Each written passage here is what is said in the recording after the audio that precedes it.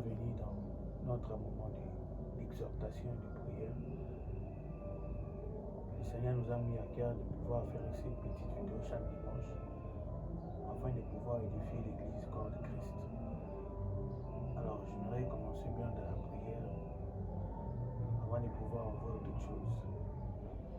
Donc, Père, nous te disons un grand merci pour cette occasion que tu nous donnes afin de partager la parole de Dieu, afin de connaître les révélations de Christ, mort, ressuscité et qui revient le dernier jour. Fais-nous grâce d'être enseignés et édifiés par toi, Seigneur. Dans le nom de Jésus. Amen. Amen. Alors, j'aimerais nous inviter à lire la parole de Dieu. Je vais nous proposer des passages. On va lire un passage dans l'Ancien Testament et puis nous allons lire l'autre du Nouveau Testament. Dans l'Ancien Testament, je nous inviterai à prendre le livre des Proverbes.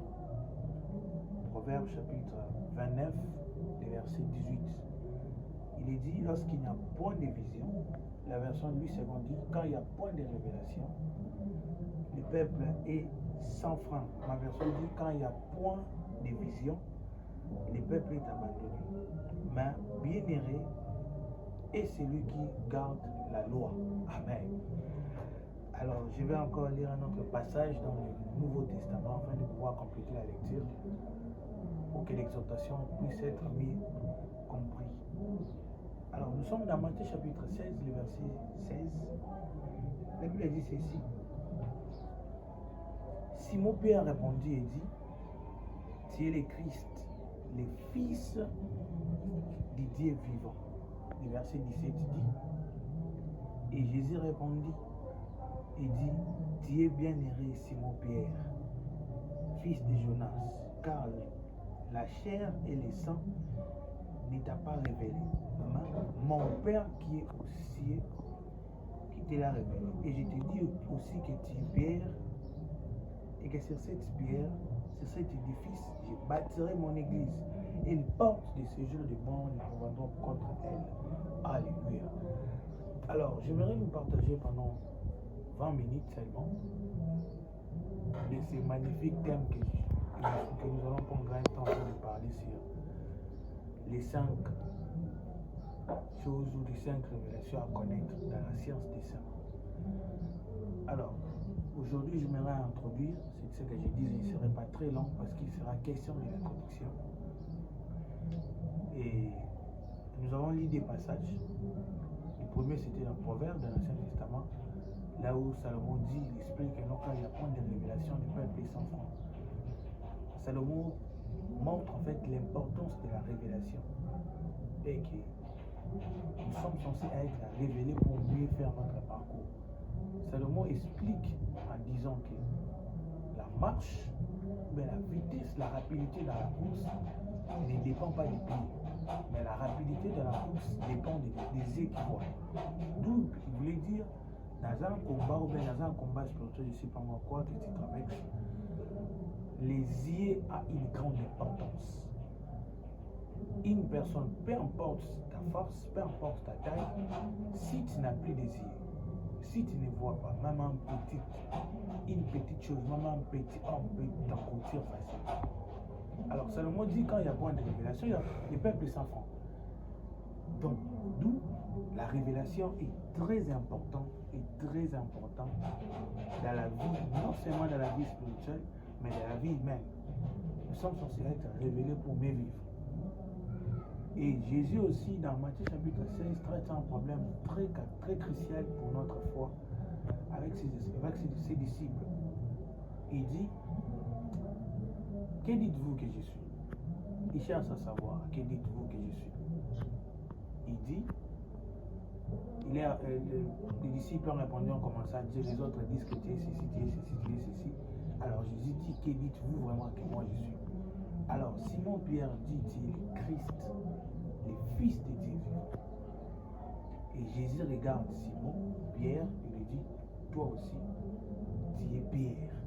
Et sur toi, je bâtirai mon église. Alors la première révélation que je me garde pour ce matin est celle de savoir l'église est bâtie sur la révélation de Jésus-Christ. Amen. Christ doit être présenté comme étant les fils de Dieu vivant. Les fils de Dieu vivant veut dire Christ doit être présenté comme Dieu. Je vais vous scandaliser peut-être ce matin, ce sera un scandale pour une autre personne, précisément les Juifs.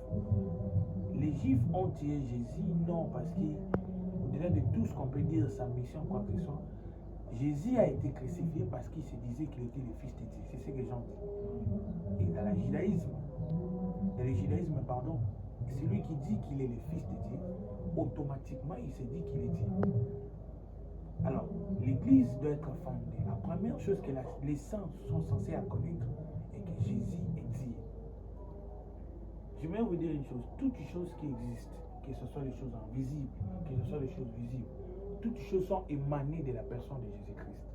Christ, c'est lui qui a créé toutes les choses. Alors, j'aimerais motiver la foi de quelqu'un en ce jour, de connaître et de recevoir ce Jésus-Christ comme étant Dieu. Vous voyez, aujourd'hui, avec les multiples problèmes que nous avons, au-delà de tout ce que nous vivons, nous avons changé la révélation de Jésus. Les autres disent que non, il est seulement un paysan, celui qui donne. Il est seulement celui, les autres l'appellent Papa Bonheur. Mais je suis venu t'exhorter ce matin que Jésus-Christ dit. Il dit à Pierre, mon église sera bâtie sur cette révélation. La révélation de Jésus comme ça, Christ le Mashiach. Christ Mashiach est le fils de Dieu. Il dit, tu es le Christ, le fils de Dieu vivant. Il y a d'abord le Christ, je veux dire, le fils de Dieu vivant. Tu es Mashiach, qui veut dire, tu es celui qui est au loin. Et quand nous appelons l'apôtre Pierre, précisément dans Actes, il dit, Dieu a oint du Saint-Esprit, Jésus de Nazareth. Donc il était le Mashiach qui a été choisi afin d'aller de lieu en lieu, faisant du bien, guérissant tout ce qui était sous l'emprise du diable, car Dieu était avec nous. Je veux dire à quelqu'un que Dieu a marché avec le Fils Christ dans toute sa plénitude. Alors l'église est censée être construite et bâtie sur cette révélation, que Christ est celui, le seul qui sauve. Il n'y a pas un autre nom qui sauve. C'est lui qui a été roi pour notre salut. C'est Jésus qui a été élu pour nous sauver. Et c'est Jésus qui a le seul monopole de notre salut. Il est l'intercesseur parfait entre nous et le Père. Il joue le rôle de médiateur. Ce matin, je ne te parle pas d'une autre personne, ni d'un pasteur quelconque, ni d'une personne, je ne sais pas moi quoi que ce soit. Je te parle de Jésus-Christ. Il dit tu es le Mashiach, le fils de Dieu vivant. Et puis Jésus regarde Pierre et dit, toi aussi tu es Pierre. Écoutez-moi, je voudrais dire à quelqu'un ceci. Quand il y a la révélation de Jésus, la révélation de Jésus t'éclaire afin d'avoir la révélation de toi-même. Tu ne peux pas te connaître toi-même si tu ne connais pas Dieu. Ta vraie révélation est cachée dans la personne de l'être Dieu. Quand tu connais Dieu, tu te connais toi-même. Pierre a pris soin de révéler Christ, et quand il a révélé Christ, du coup il a reçu la révélation de sa personne. Quand tu te connais, quand tu connais Christ, Christ t'éclaire. Christ, j'aimerais dire, c'est comme une lumière. Nous sommes sous les projecteurs. Quand la lumière frappe, et puis ça dégage l'ombre. Nous sommes l'ombre, que Christ est la lumière qui est censée la dégager. Si tu ne connais pas Christ, tu n'auras pas la révélation de toi-même. La première chose que les saints sont censés savoir, c'est de connaître Jésus comme Christ est le Fils de Dieu. Qui dit Fils de Dieu, il dit qu'il est Dieu. Et en Dieu mérite notre adoration, les amis. En Dieu mérite notre adoration. Jésus-Christ est le Dieu parfait. Jésus-Christ est le Dieu fidèle. Jésus-Christ, j'aime Colossiens dit, il est là. Il est le premier-né de toutes choses. Il est supérieur à toute la création. Qui dit premier-né de toutes choses, veut dire qu'il est supérieur à toutes choses. Paul descend pour dire, toutes choses ont été créées en lui. Les visibles, l'invisible, toutes choses ont été émanées de lui. La spiritualité, toutes choses que nous voyons ont été émanées de la personne de l'être Dieu. Alors voilà, que Dieu vous bénisse beaucoup. Je ne vais pas vraiment beaucoup prendre du temps aujourd'hui, parce que c'est juste l'introduction. Nous allons prendre le temps que nous allons éclairé sur ces fameux sujets, les choses ou les révélations que les saints sont censés à savoir. Que Dieu est venu, je veux prier pour vous. Seigneur Dieu Saint, merci pour cette grâce. Je bénis toute personne qui recevra cette parole, peu importe l'heure, que sa vie soit changée, que Christ soit le maître et le roi de sa vie.